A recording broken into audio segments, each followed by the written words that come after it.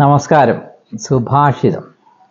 ഷഡ്ദോഷാ പുരുഷേണേഹ ഹാതവ്യാഭൂതമിച്ഛതാം നിദ്രാ തദ്രാ ഭയം ക്രോധം ആലസ്യം ദീർഘസൂത്രത.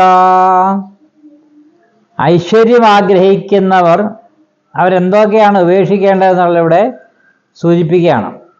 ഐശ്വര്യം വേണമെങ്കിൽ ഉറക്കം, മടി, ഭയം, ക്രോധം, അലസത, ദീർഘസൂത്രത എന്നീ കാര്യങ്ങൾ ഉപേക്ഷിക്കണം. ഉപേക്ഷിക്കുന്നവർക്കാണ് ഐശ്വര്യം ലഭിക്കുന്നത്. എന്തൊക്കെയാണെന്ന് കൂടി നമുക്ക് സൂചിപ്പിക്കാം. ഉറക്കം എന്നേക്കുമായിട്ട് നമ്മളിൽ നിന്ന് അതായത് ചുമ്മാതെ സമയം കിട്ടുമ്പോഴൊക്കെ കിടന്നാൽ ചില ഉറങ്ങുന്ന ആളുകളുണ്ട്. അത് നമ്മുടെ ഉള്ളിൽ നിന്ന് മാറ്റിക്കളയുക. രണ്ടാമത് പറഞ്ഞ മടി. ഒരു കാര്യവും ചെയ്യാനുള്ള ഉത്സാഹമില്ല, എന്ത് തൊട്ടാലും അങ്ങ് മടിയാണ്. ആ മടി മാറ്റണം. പിന്നെന്താണ്? ഭയം.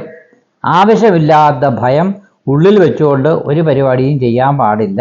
കാരണം അതൊക്കെ വൻ പരാജയത്തിലേക്ക് വരും. പിന്നെ ക്രോധം ഒരുവിധം ഒരു ആളുകൾക്കൊക്കെ ഉണ്ട്, പക്ഷെ ക്രോധം പാടില്ല. ക്രോധത്താൽ ഏറ്റവും അപകടകാരികളായ നമ്മുടെ മനസ്സിനെ മാറ്റുകയും ക്രോധത്താൽ വലിയ ദുഷ്ടതകളും നഷ്ടങ്ങളും ഒക്കെ ഇതിനകത്ത് വന്നു ചേരും. പിന്നെ അലസത. മുമ്പേ പറഞ്ഞ മടി, അത് അലസതയും മടിയും രണ്ടാണ്. അലസത എന്ന് പറയുമ്പോൾ ഒരു ശുഷ്കാന്തി ഇല്ലാതെ ആർക്കാണ്ടി വേണ്ടി ചെയ്യുക, അത് അലസമായിട്ട് ചെയ്യുക. എന്നാൽ അതിൻ്റെ റിസൾട്ട് വേറെ ലെവലിൽ പോവുകയും ചെയ്യും. അതുകൊണ്ട് അലസമായ ഒരു കാര്യത്തിലും ഏർപ്പെടാൻ പാടില്ല. അലസതയോടെ ഒരു കാര്യങ്ങളും ചെയ്യാനും പാടില്ല. പിന്നെ ദീർഘസൂത്രത അത്യാവശ്യമായൊരു സംഭവമാണ്. അതായത് മുൻകൂട്ടി കാണുവാനുള്ള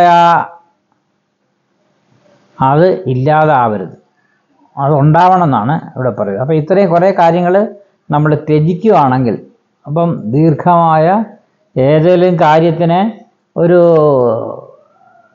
വെറുതെ സമയം കളയുന്ന ഒരു പ്രവൃത്തി അതൊക്കെ ഇല്ലാതാക്കിയെങ്കിൽ മാത്രമേ, അതൊക്കെ നമ്മൾ ത്യജിച്ചെങ്കിൽ മാത്രമേ നമുക്ക് തീർച്ചയായിട്ടും ഐശ്വര്യം ലഭിക്കുകയുള്ളൂ എന്നിവിടെ സുഭാഷിതം സൂചിപ്പിക്കുകയാണ്.